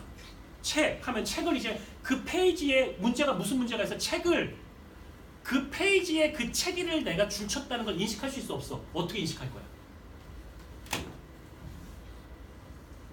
저렴하게 해야 돼. 어떻게 인식하려? 나 침 넣어? 페이지마다? 그럼 돈 들어가잖아. 우리 종이책 느낌은 좋아하는 넘기는 느낌 있잖아. 반질반질한 거 약간 카칠카칠한 느낌. 미국 책 이런 거. 뭐 30g 이런 얘기 하더라고. 그 책 넘을 때 거기다가 QR코드나 바코드만 넣어도 몇 페이지에 몇 컨텐츠라는 원본이 올라갈 거 아니야. 그래 안 그래요? 응? 그러면 이제 주석을 달 때 문장 단위로 두개 할까? 문단 단위로 두개 할까?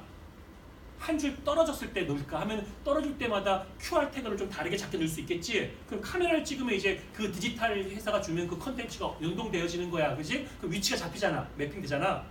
46페이지. 근데 이 시연에 예를 드는 거야. 그럼 시스템 구성도를 이렇게 번개불 져가지고 서버 올려가지고 서버에 올라가서 서버에서 분석하는 거야.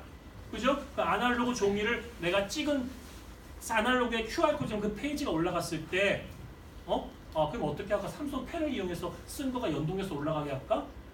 올릴까? 아니면 여기다 내가 글을 쓴 거를 사진을 찍으면 사진 찍은 것을 우리나라 말로 얘가 이제 문서를 인식하는 OCR이 있으니까 글 쓴 거를 이미지를 인식하게 해서 올릴까?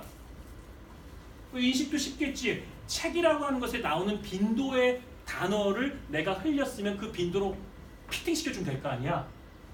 나는 지금 디지털 마케팅 이렇게 이야기해도 이 디지털 마케팅 수업이고 하니까 마케팅이라고 딱 고쳐서 올려갈 수 있잖아요. 그 DB화 시켜서 매칭시키면 되니까. 그리고 애가 그거 짜라고 하면 돼. 못 짜면 제대로 더 잘 짜는 시키고 잘 짜는지 금방 확인할 수 있다고. 응? 그잖아. 그러면 그렇게 데이터를 올린 것들이 이 책을 좀 더 풍성하게 할 수 있잖아. 이 책에 대한 댓글이 달리는 거니까 줄마다. 그러면 생각해보자고. 우리가 얼마나 많은 사람들이 유행가 가사도 그렇게 했지만 얼마나 많은 사람들이 시든 소설이든 특정한 장소 특정한 곳에서 내가 말하고 밑줄 긋고 의미를 부여함으로 해서 그 시선 부각되어지고 내 삶의 새로운 어떤 포인트가 되었냐고. 그러면 죽어있던 책 속에 가두어있던 활자들을 살려가지고 디지털 속에 우리들이 올려놓을 수도 있는 거잖아요. 안 그래? 그게 인문 지도가 될 수 있는 거 아니겠어? 인문 지도도 될 수 있는 거고, 응?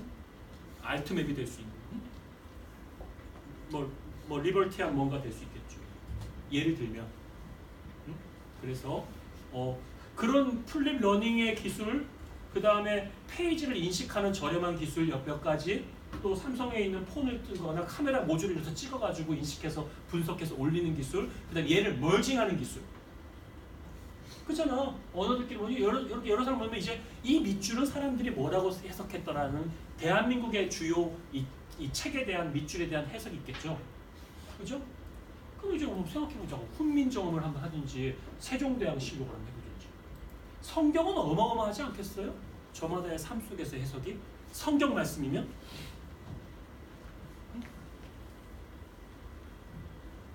200년 뒤에도 300년 뒤에도 목사님 말씀 계속 아날로그로 나타나신 목사님 말씀으로 돌아가셨던 훌륭한 목사님의 성경 구절과 말씀을 재해석하고 붙여가 그 위치에다 박아 놓을 수 있잖아. 우리가 이제 뭐 5G가 나오면 자율주행차만 되는 영상이나 데이터가 올라가는 게 아니라 기억에 대한 재구성을 할 수 있단 말이야. 등등등의 얘기야. 자, 또 다른 생각을 해볼까요? 여기에 낙서를 한다고 생각해 봅시다. 컨닝 페이퍼를 해도 괜찮고, 시험 때마다 컨닝 페이퍼 쓰거든 학생들이. 또 뭐 지우기도 하지만 이것도 어찌 보면은 컨닝 페이퍼에 많이 써놨던 거는 정답일 가능성이 좀 있어.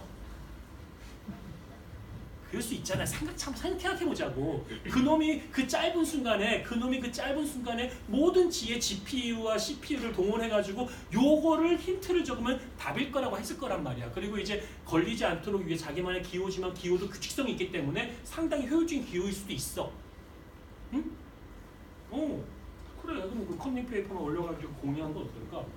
우리가 데이터를 저장하는 역량의 가격은 떨어지고 있잖아요. 어떤 데이터의 성격을 학교에서 리바이브 시키고 기억할 것인가에 대한 문제죠. 또 이런 매칭은 어떨까요?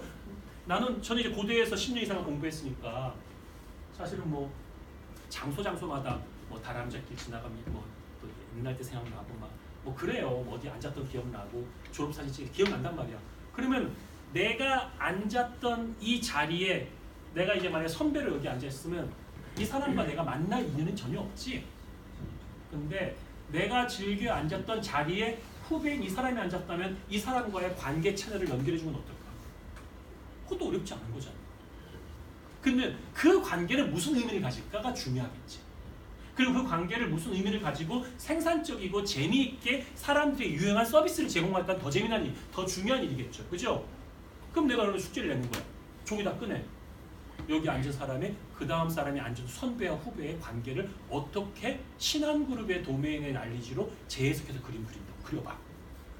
그러면 이제 힘들잖아, 그죠? 그러니까 얘기만 하고 많은데 그런 시도를 자기가 많이 해보면 되게 재밌다는 거.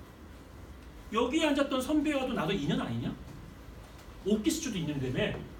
그럼 지금까지 소셜 네트워크는 페이스북에서 좋아요 눌렀던 인연, 전화번호에 이름이 기억이 있는 인연, 사소했던 사람인데 와서 공유를 많이 눌러주고 많이 읽어주고 또 외부에서 정보를 갖다 준 사람들이 인연이 좋다 뉴스피딩에 올려주잖아. 그 알고리즘으로 대박이 터진 거 아니야.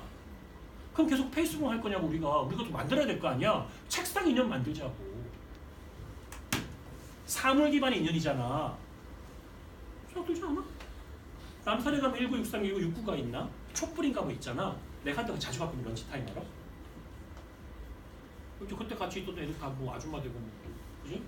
뭐 나도 늙고, 뭐 남은 건 내 인생은 욕밖에 없나? 입만 점점 거칠어지네. 막 이런 생각 들고 막 그래 나도.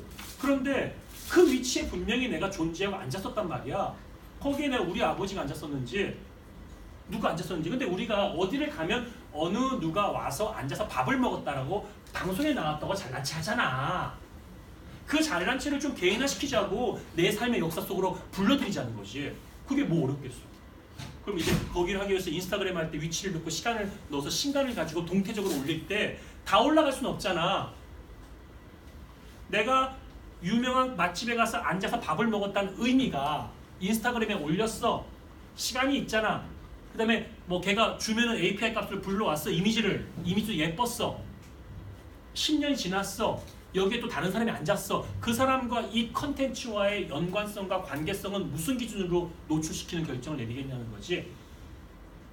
그 의자에 시리얼하게 올라가고 있는 그 앉았던 사람들의 기억에 대한 영상의 어떤 체인들을 어떻게 생각해 볼 거냐는 거고, 거기에 만약에 우리가 생각하는 신한그룹의 비즈니스가 들어갈 수 있는 기준이 있다면 그 그림을 거기에 넣어야지.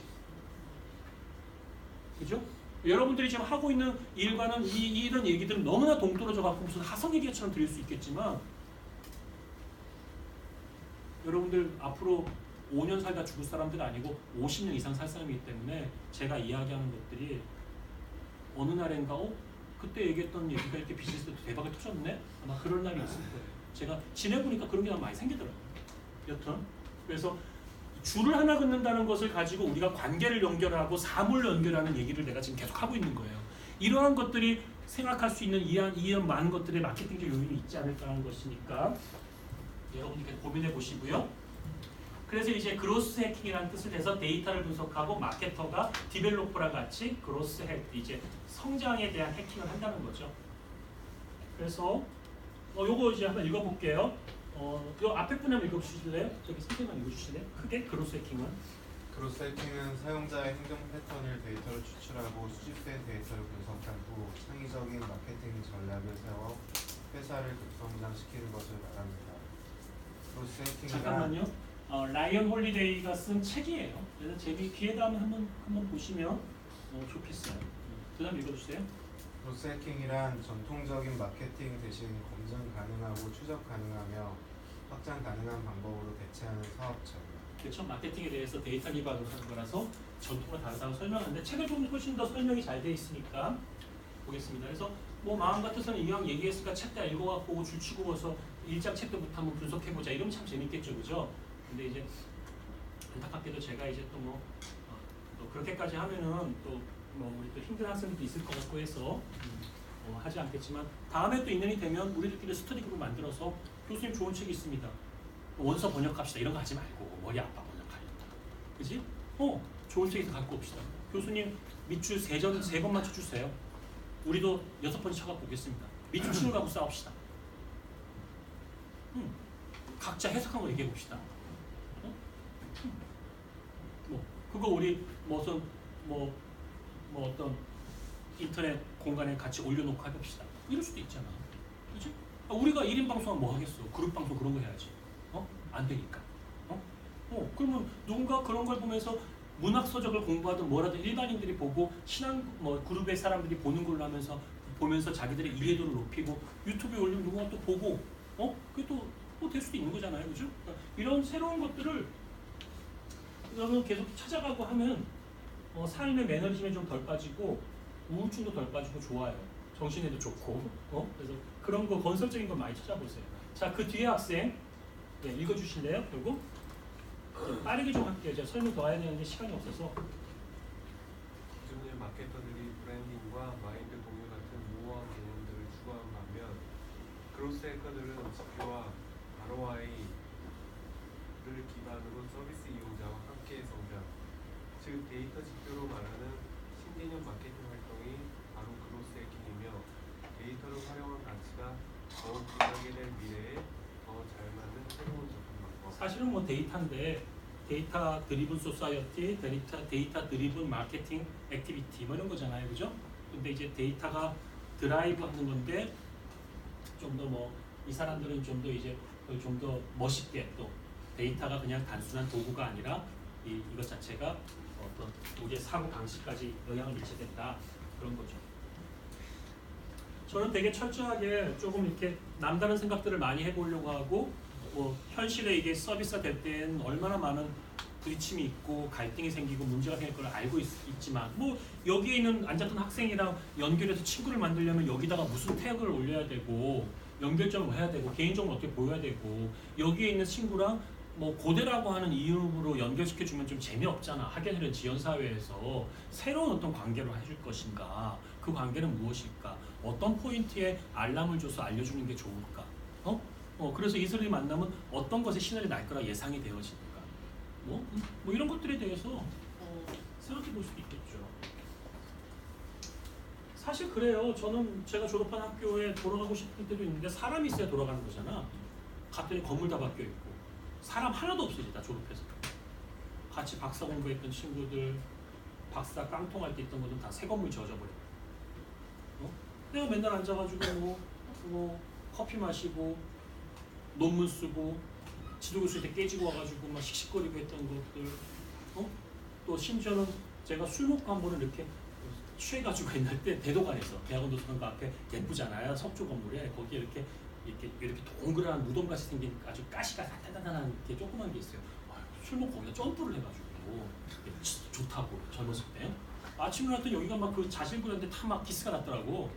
그 기억도 나요. 그거 볼 때마다 아유 미친 짓도 많이 했다 이런 생각 하거든. 그래서 또 혹시 누가 후배가 혹시 점프를 하지 않을까 거기다가 또 얘 점프한 애들 또 만나서 다 고려줘야지 이런 마음 생기고 그죠? 뭐 이럴 수 있잖아. 그러니까 사람이 있으면 사람을 보고 그 스토리를 보고 만나는 건데 이제 그런 지점이 없으니까 사실 뭐 강의하러 왔으니까도 즐거운 마음 오지만 그죠? 그런 게 또 와지면 또 와서 뭐 학교에 기부도 할 수 있는 거고 학교에 매출을 높일 수도 있는 거고 그죠? 학교에 뭐 주변의 상권에다가 뭐 살 수 있는 거잖아요. 그죠? 뭐 이런 것도 되는 거죠. 자, 4단계 단계예요. 눈으로만 보세요. 제가 지금 시간이 없으니까 뭐 이거 그냥 일반적으로 우리가 생각할 수 있는 거니까 시장에 대한 궁합을 맞춰본다는 거죠. 그래서 그 니즈가 있고 밸류 그 프로포지션을 본다 이런 얘기고요. 잠재 고객 중에 딱 맞는 사람을 찾는 거예요. 데이터를 기반으로. 그죠? 그래서 이모셔널한 것에 대한 베네핏을 얻거나 브랜드의 이제 밸류에서 펑셔널한 베네핏을 얻거나 기능적인 도움, 그 다음에 감정적인 만족감, 셀프 익스프레시브 자기 표현, 자기 만족감 뭐 이런 것들 뭐 높여나간다 이런 얘기도 하고요. 이제 조금 더 디테일하게 구전성을 우리가 많이 얘기하죠. 구전의 효과. 그래서 퍼뜨리고 싶은 욕구죠. 그죠? 자랑하고 싶은 욕구, 드러내고 싶은 욕구 다 비슷비슷해요. 그로스 해킹은 구전 효과 만들기죠. 사람들이 공유할 만한 가치를 지니하는 거죠. 또 공유할 만한 가치를 가능하게 하는 도구와 캠페인이 제품에 포함돼야 되죠. 그죠? 그냥 단순하게 그냥 페이스북에 글을 올리고 구전 효과 기대하는 거 그것도 다른 효과죠. DB 마케팅, 이메일, 문자, 전화, 리타겟팅, 구글, 뭐 크리데오, 대중, 잠재 고객, 타겟 고객, 구매 고객, 재구매 고객, 지지 고객. 그래서 인지, 흥미, 욕망, 선택, 구매, 재구매, 전파 나눠줬죠. 배너 광고, 오프라인 광고, 제휴 마케팅, 카페 운영, 커뮤니티, 오픈 마켓, 검색 마케팅, 광고 활동 제휴, 배너 컨텐츠, CPS, 뭐 이벤트, 키워드 광고, 검색 바이럴, 웹, 블로그 카페, 지식 서비스, SNS 뭐 등등등. 그 제가 어제 평가를 막 다니지는 않는데 이제 뭐 아는 지인들이 같이 지방에 내려가서 평가도 좀 하고 1박 2일로 쉬자 뭐 이러면 이제 재미삼아 내려가서 그분 한 번씩 평가해요. 날짜가 맞으면 하루에 한 14개 정도를 제가 이제 평가를 했어요. 근데 좀 운이 안 좋아서 위원장을 맡아가지고 졸지도 못하고 이제 진행을 해야 되니까 뭐 카톡도 못 보고 그죠? 거기는 이제 휴대폰까지 빼앗지는 않는 곳인데 근데 이제 마케팅에 대한 내용이었어요. 평가가 마케팅 지원 사업이었거든요. 근데 이제 한 업체가 주로 생각하는 국내 마케팅이라는 게 대부분이 네이버 배너 광고 지원해 주세요. 네이버의 검색 키워드 광고, 페이스북에 뭐 올리는 데 광고 얼마인데 이번에 좀 지원해 주세요. 뭐 대부분의 이제 돈 지원이니까 돈에 대한 뭐 작은 벤처든 소규모 기업들이 이제 그거가 되면 반드시 매출이 오르긴 하니까, 그죠? 뭐 이제 그런 것들 때문에 뭐 생각하는 건 필드에서는 주로 많이 그런 정도를 많이 생각하더라고요. 그러니까 그만큼 데이터가 없어서이기도 하고, 그죠? 구조 효과를 좀 더 어떻게 할 것인가를 할 수 있는 조직도 없고, 또 사장님도 그런 아이디어가 없고, 일반적으로 그냥 플랫폼에 껴서 광고하는 게 가장 무난하니까 이제 하게 되는 것 같아요. 여러분들은 그거보다는 좀 더 다양한 것들을 시도할 수 있는 리소스를 가지고 있는 회사에 계신다고 생각하기 때문에 당연히 그런 것들은 뭐 그런 것도 또 행정적인 일이니까 힘들죠. 당연히 그런 것도 해야 되지만 플러스 알파도 하면 되게 좋겠죠. 정치인들이 정치 광고할 때 선거 때 보면은 이제 그 제약이 많은 대한민국의 선거판에서 우리나라 선거판이 굉장히 제약이 많잖아요. 제약이 많아요. 워낙 뭐 우리나라가 부정선거도 많았던 역사도 있고 과열 선거도 많고 하니까 그 어느 곳보다도 우리나라의 선거, 특히 사이버 공간의 선거에서 제약이 많은데 선거 캠프에서 뭐 이제 뭐 예를 들어서 뭐 대구시장이라든지 시장구 광역단체 선거에 캠프에 들어가면 한 14일 동안 네이버나 다음에서 한 군데서 해주는데 팀이 돌아요. 정해져 있어요. 그래서 뭐 대구 또는 광주 힘을 치면 이제 자기 후보자, 내가 지원하는 후보자가 뭐 KKK면 KKK가 자동으로 소개되는데 몇 분 동안 소개되는지를 할지 안 할지만을 결정해야 돼. 그래서 채널 몇 개를 넣어주고 몇 번 어디에 넣어주면 대구라는 위치가 잡히니까, 강원도라는 위치가 잡히니까 그 지역에 이제 있는 사람에게 이 모바일 광고를 하는데 그 몇백에서 한 3,500, 4,000 하더라고요. 그러니까 이제 후보자가 선거에 나가면 선거 보존비를 받게 되는데 선거 보존비를 받는 곳은 여당이나 야당 정도예요. 2개 정도 당의 후보자면 선거 보존비를 받아요. 근데 광역 선거만 해도 돈이 많이 들어간단 말이에요. 근데 이게 참 안 할 수가 없는 거야. 마음이라는 게. 그러니까 기본으로 들어가야 될 돈인 거죠. 근데 이제 고민하는 거지. 그 채널을 몇 개를 빼고 뭘 넣어서 가격을 3,000대를 할래요, 2,000대를 할래요, 1,000대를 할래요 하고서 얘들이 그냥 거의 독점이야. 자기들이 정해져서 딱 와 있고 상대당이 또 했냐고 물어보잖아. 옆 후보 갔다 왔는데 거기도 요거 한다고 했어요. 왜 이렇게 얘기하더라고. 그러니까 이제 고민을 하더라고 후보자들이랑. 이게 되냐 어쩌냐 하면서. 그러니까 이제 우리나라에서 다양한 광고를 할 수 있는 기회가 없고 4P, 8P, 4장짜리 인쇄 광고, 8P, 8장짜리 정치 광고에서는, 그죠?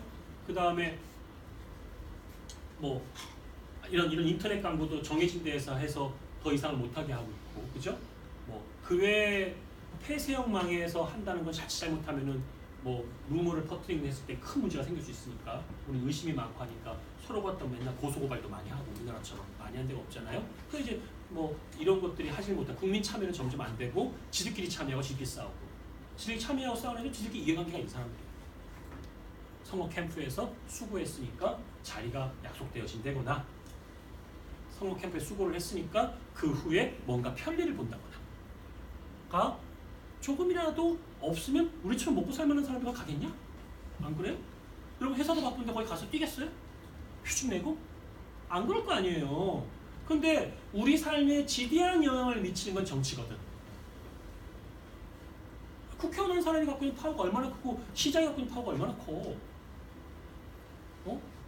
어떤 시장은 뭐 이거는 이제 뭐 나의 루머야, 나의 루머니까 믿지 마세요. 근데 뭐 형님 길 뒤에 열어주십시오, 뭐 닦아주십시오 이러고 뭐 길 닦는다고 호소리도 하던데, 구의원, 시의원 위에 다 있지만 정말 우리 민주주의의 풀뿌리가 제대로 되고 있냐고. 우리가 다 거대 정치를 얘기하고 중앙 정치를 얘기하고 장관 임명할 때만 욕하는데 300명, 400명 리서치를 두고 있는 기관의 원장들 2천억짜리 집행하는 단장들 정권 바뀐 거랑 쫙 다 바뀌는데 우리가 호른도에 대해서 사실 관심 갖냐고. 그러니까 줄만 쓰는 거지. 그죠? 그러면 이런 기본적인 고질적인 문제는 계속 있어 왔던 거야. 내가 뭐 참신해서 얘기하는 게 아니에요.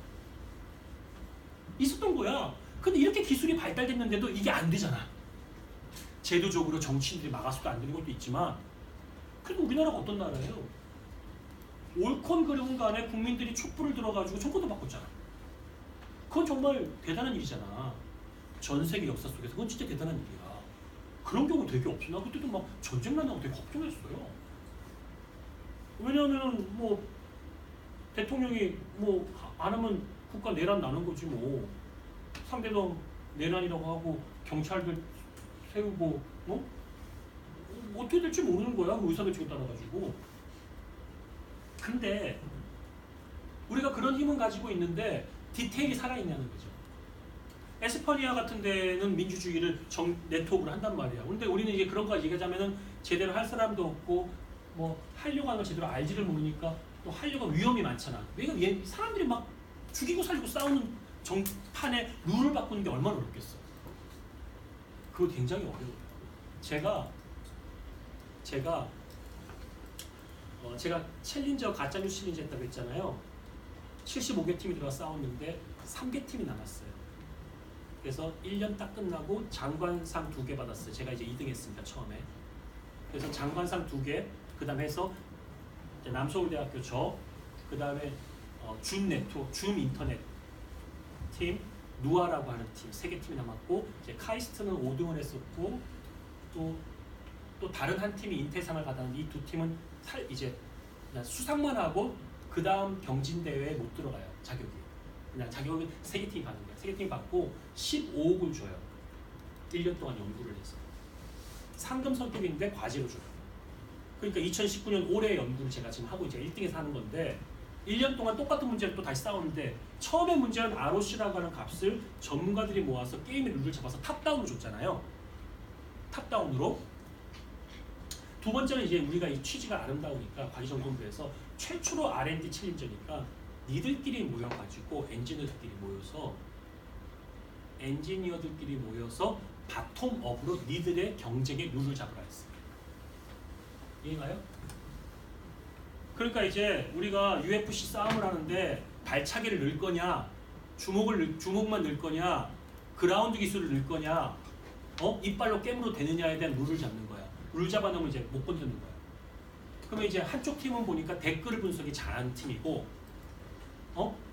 나는 사실은 족보돈 팀이고, 나는 뭐 너무 뭐 이 바닥에서 뭐 이빨만 세고 막 그냥 막 거칠고 막 이렇게 막 이상한 사람인 거고, 줌은 검색 엔진이 너무나 강하고 잘하는 애잖아.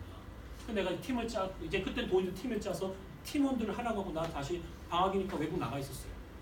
그 회의한 거 다 듣고 있었는데 어떤 식으로 룰 잡히면 이제 해외에서 인터뷰하고 외국인들 만나서 교수들 만나서 인터뷰도 하고 물론 뭐 7일 놀고 하루 인터뷰해서 8일인 건데 그래도 중요한 날짜 미팅하고 얘기하고 하면서 미디어적인 얘기하고 가짜뉴스 잡는 얘기하고 막 그랬단 말이에요. 그리고 이제 공부하고 동영상 보고 여러분 에듀윗 저장해놓으세요. 에듀윗 ORG 너무 좋아요. 거기에 카이스트 교수님이 설명해 주시는 AI, 딥러닝 그 다음에 서강대학교 이지선 선생님이 강의하신 파이썬 쉽게 보기. 그러니까 여기서 실력이 없는 사람들은 서강대학교에 교육만 아주 잘하시더라고요. 그 이지선 선생님의 파이썬이 좋더라고요. 제가 경찰대학교 파이썬 이제 한 학기 강의했거든요. 근데 그거 좀 강의를 좀 쉽게 하고 싶은데 힘들어가지고 그걸 많이 봤어요. 저도 도움이 되더라고요. 그러니까 실력 없는 사람들은 여기서 프로그램을 그 서강대학교 이지선 선생님이 강의가 좋았어요. 이 에듀윗에서 공유 좀 해주세요. 나중에 과대 에듀윗 하고 ORG 네이버가 하는 거야. 그 다음에 나는 딥러닝을 진짜 깊이 있게 배우고 싶다. 500만 원, 600만 원짜리 등록금 안 내고도 잘하더라고 카이스트 선생님들이 이론적으로 리그레션 잘 설명해주고 또 히든 레이어가 몇 개가 잡힐 때 어떻게 잡아줘 신경망 이론 잘 설명해주더라고요. 이론적으로. 저는 뭐 그런 거 학부 공부 안 했지만 방학 때 나가서 틈날 때마다 그거 보면서 공부하고 그랬어요. 도움이 많이 돼요. 꼭 보세요. 내 기술적으로 하고 싶은 거 보세요. 되게 좋아. 탄탄해. 그리고 잠도 잘 와요. 이산수학 이런 거 보면 참 잘 와. 그래프 이론이니까. 저번에 우리 뭐 벡터 값 얘기하고 했잖아요, 그죠? 그래서 그래프 이론했을 때 값들 몇 개만 써주고 이러면 막 바로 잠이 오고, 또 그런 동영상 재미없으니까 듣다 보면 바로 잠 오고 좋아요. 이렇게 몇 번 듣고 하세요. 그래서 바텀업으로 게임을 하려고 해서 내가 3월달에 딱 이제 귀국해서 보니까 싸움만 하고 4개월 동안 우리들끼리 서로가 서로를 믿지 못해가지고 바텀업에 게임을 못 잡았어요. 진짜. 왜? 저희가 처음에 테스트할 때는 인터넷을 끊고 6만 개의 가짜뉴스를 보여주고 6만